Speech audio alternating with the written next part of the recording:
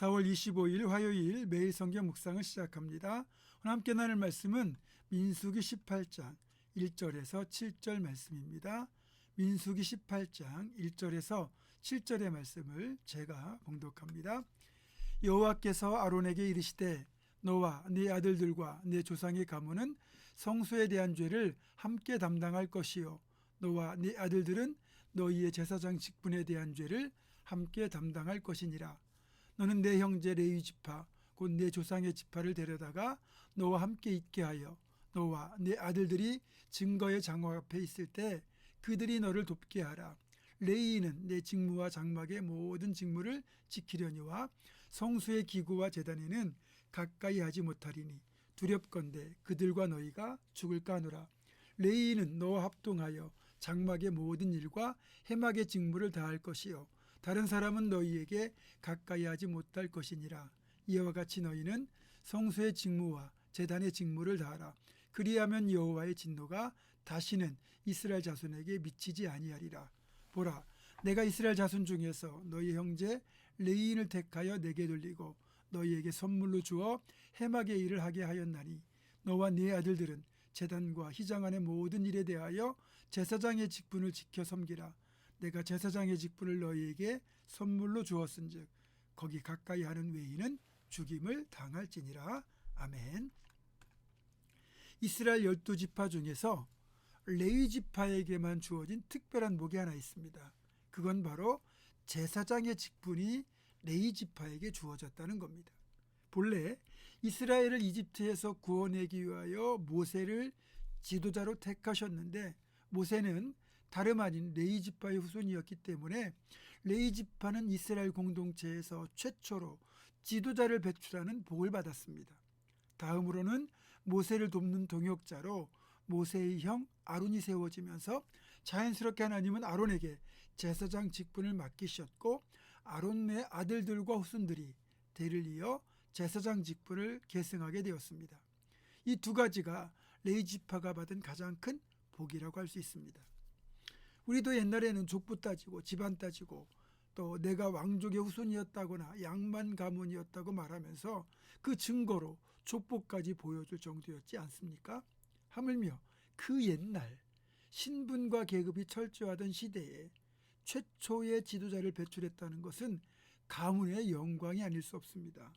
또 왕정시대 이전까지만 해도 지도자의 자리는 세습되거나 계승되지 않았는데 유일하게 제사장 직분만이 레위 지파 아론의 후손에게 대대로 세습이 되었으니 힘들게 고시패스하지 않아도 이 거룩하고 존귀한 직분을 얻을 수 있었으니 정말 큰 복이라고 할 수 있습니다.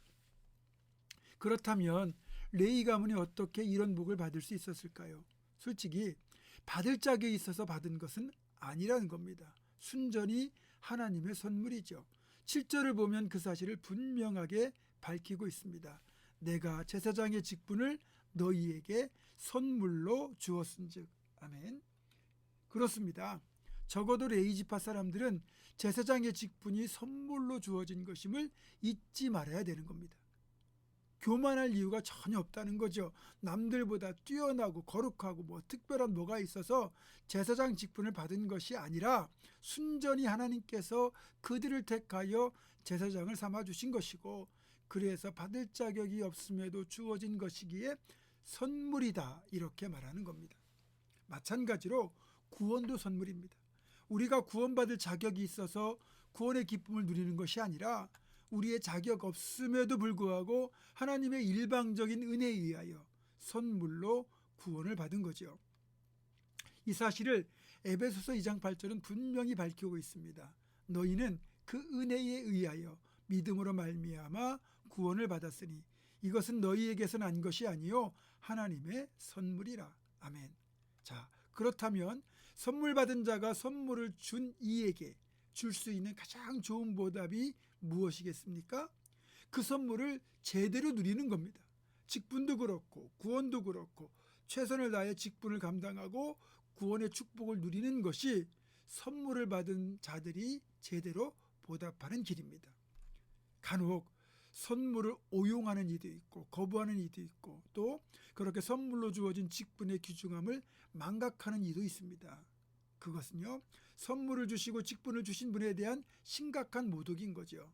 성경을 읽다 보면 직분을 망각했던 사람들이 등장합니다. 훗날 이 직분을 제대로 감당 못할 경우 촛대를 옮기는 일이 그래서 생기는 겁니다.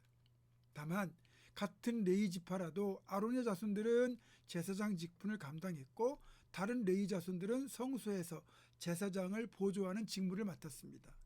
그렇다고 해서 직분에 우열이 있는 것은 아니라는 거죠. 하나님을 섬기는 일에 들여졌다면 모든 직무가 거룩하고 귀중한 겁니다. 이것을 지금 우리들에게 적용한다면 목사나 장로가 더 귀중하고 집사나 성도가 덜 귀중한 것이 아니라 각자에게 어떤 직분을 맡기셨든 최선을 다해 감당하는 것이 진짜 하나님 보시기에 의미 있고 소중하다는 거죠.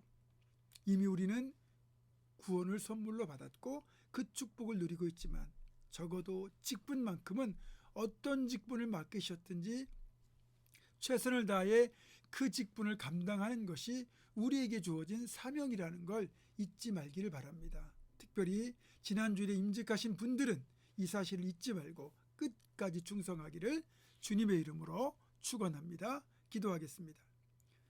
우리에게 구원을 선물로 주시고 직분을 선물로 주신 하나님의 그 은혜를 기억하며 내게 주신 이 구원과 직분을 제대로 누리고 충성되게 감당함으로 하나님의 은혜에 보답하는 삶을 살아내는 우리가 되게 하여 주시옵소서.